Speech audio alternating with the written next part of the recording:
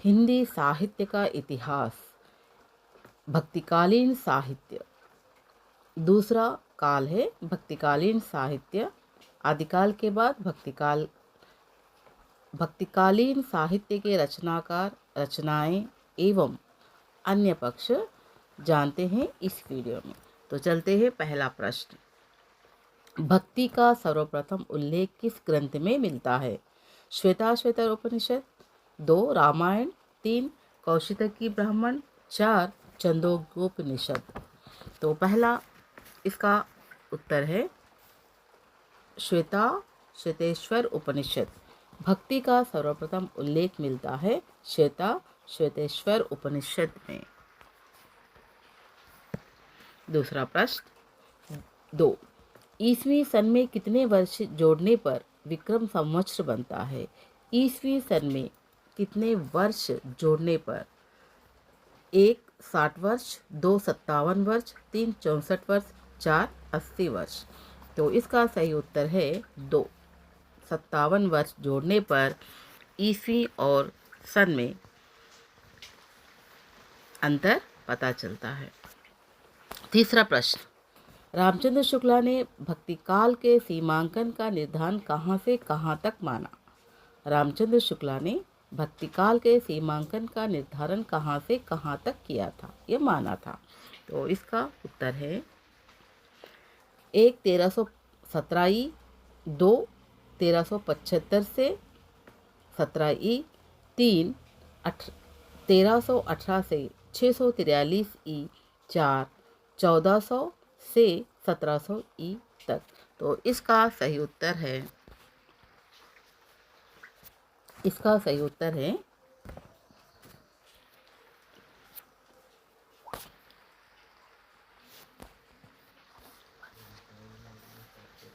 इसका सही उत्तर है 1318 से 643 तक।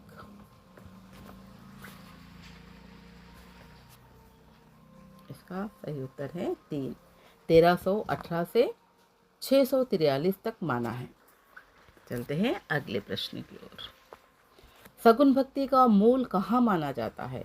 1 उत्तरी भारत, 2 पश्चिमी भारत, 3 पूर्वी भारत, 4 दक्षिणी भारत। तो इसका सही उत्तर है 4 दक्षिणी भारत माना जाता है। सगुन भक्ति का मूल कहाँ माना जाता है? सगुन भक्ति का मूल दक्षिण भारत में माना जाता है।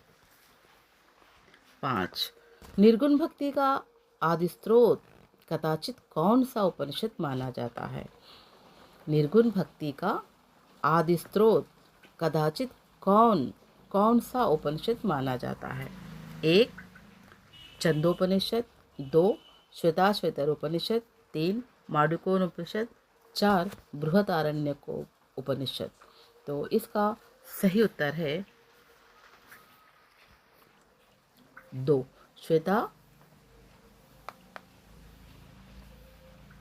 श्वेताश्वतर उपनिषद। चलते हैं अगली प्रश्न की ओर। 6 बीजक के संकलनकर्ता व संपादक कौन थे? बीजक ग्रंथ के संकलनकर्ता व संपादक कौन थे? 1 धर्मदास, 2 गुरु नानक देव, 3 रैदास, 4 मीरा। ये सारे के सारे कवि हैं। तो इसमें धर्मदास है कबीरदास के शिष्य। तो इन्होंने बीजक का संपादन किया था। ये था पहला प्रश्न का उत्तर, धर्मदास 1। चलते हैं अगले प्रश्न की ओर। 7वां प्रश्न, भैरवनाई का भेद ग्रंथ के रचयिता अमीर खुसरो, रैदास, रहीम। 1 अमीर खुसरो, 2 रैदास, 3 रहीम, 4 बिहारी। भैरवनाई का भेद तो हमें पता चलता है 7वां प्रश्न 3 रहीम। ये है रहीम के भैरवनाई का भेद, रहीम का ग्रंथ है। तो चलते हैं अगले प्रश्न की ओर। अगला प्रश्न है 8वां प्रश्न, मोहम्मदगढ़ के रचनाकार कौन है? मोहम्मदगढ़ के रचनाकार गोरखनाथ, नाभादास, नंददास या फिर शंकराचार्य। इसका सही उत्तर है शंकराचार्य।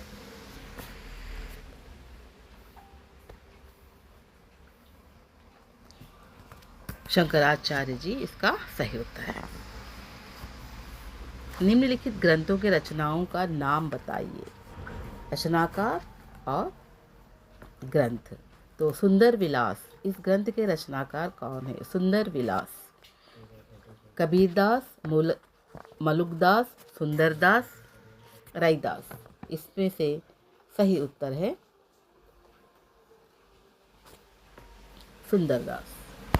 इसका सही उत्तर है सुंदरदास। सुंदरदास ने इस ग्रंथ की रचना की। तो अगला प्रश्न, आसादीवार के रचनाकार गुरु नानक, गुरु गोविंद सिंह, गुरु अर्जुन सिंह, गुरु रामदास। 1 गुरु नानक, 2 गुरु गोविंद सिंह, 3 गुरु अर्जुन सिंह, 4 गुरु रामदास। तो इसका सही उत्तर क्या है? तो इसका सही उत्तर है 1 गुरु नानक। गुरु नानक इसका सही उत्तर है। चलते हैं अगले प्रश्न की ओर। हरडेवानी किसकी रचनाओं का संग्रह है? हरडेवानी किसकी रचनाओं का संग्रह है? 1 सुंदरदास, 2 दादू, 3 रैदास, 4 रज्जव। तो इसका सही उत्तर है 2 दादू। दादू इसका सही। हरडेवानी किसकी रचनाओं का संग्रह है? हरडेवानी दादू की रचनाओं का संग्रह है। तो चलते हैं अगले प्रश्न की ओर। 12वां प्रश्न, रज्जव किसके शिष्य थे? कबीर के। 1 कबीर के, 2 सुंदरदास के, 3 रैदास के, 4 दादू दयाल के। तो इसका सही उत्तर क्या है? इसका सही उत्तर है दादू दयाल। चलते हैं अगले प्रश्न की ओर। रज्जव ने दादू की रचनाओं का संपादन किस नाम से किया? 1 हरडेबानी, 2 सोहिला, 3 अंगवधु, 4 जपूजी। तो इसका सही उत्तर क्या है? सही उत्तर है 3 अंगवधु नाम से किया है। रज्जव ने दादू की रचनाओं का संपादन अंगवधु के नाम से किया है। तो अगला प्रश्न, निर्गुण संत कवियों में सर्वाधिक सुशिक्षित व सशस्त्र संत थे? कबीर, दादू, सुंदरदास या फिर रज्जव? निर्गुण संत कवियों में सर्वाधिक सुशिक्षित व शस्त्रज्ञ संत थे कौन? तो इसका सही उत्तर है सुंदरदास।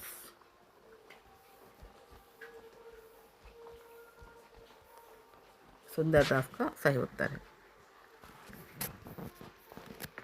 15, प्रबंधकार कवि की भावुकता का सबसे अधिक पता ये देखने से चल सकता है कि वह किसी आख्यान के अधिक मर्मस्पर्शी स्थलों को पहचान सका है या नहीं। ये उक्ति किस आलोचक की है? प्रबंधकार कवि की भावुकता का सबसे अधिक पता ये देखने से चल सकता है कि वह किसी आख्यान के अधिक मर्मस्पर्शी स्थलों को पहचान सका या नहीं। ये उक्ति किस आलोचक की है? परशुराम चतुर्वेदी की, रामचंद्र शुक्ला की, हजार प्रसाद द्विवेदी की, राम स्वरूप चतुर्वेदी की। तो इसका सही उत्तर है 2 रामचंद्र शुक्ला की।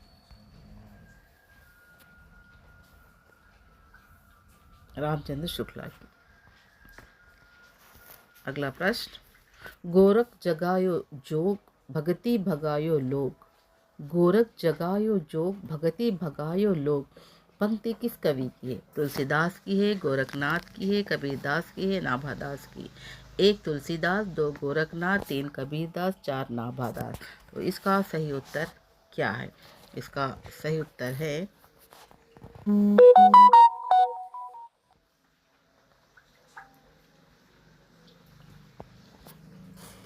1 तुलसीदास की है। गोरख जगायो जोग भगति भगायो लोग पंक्ति के कवि है तुलसीदास। अगला प्रश्न, द्वैतवाद के संस्थापक थे। एक शंकराचार्य, दो वल्लभाचार्य, तीन रामानुजाचार्य, चार मध्वाचार्य। तो इसका सही उत्तर क्या है? द्वैतवाद के संस्थापक कौन थे? इसका सही उत्तर है माधवाचार्य। माधवाचार्य इसका सही उत्तर है। तो चलते हैं अगले प्रश्न की ओर। अद्वैतवाद के संस्थापक थे एक शंकराचार्य, दो वल्लभाचार्य, तीन रामानंद, चार माधवाचार्य। तो इसके सही उत्तर अद्वैतवाद के संस्थापक कौन थे? एक शंकराचार्य,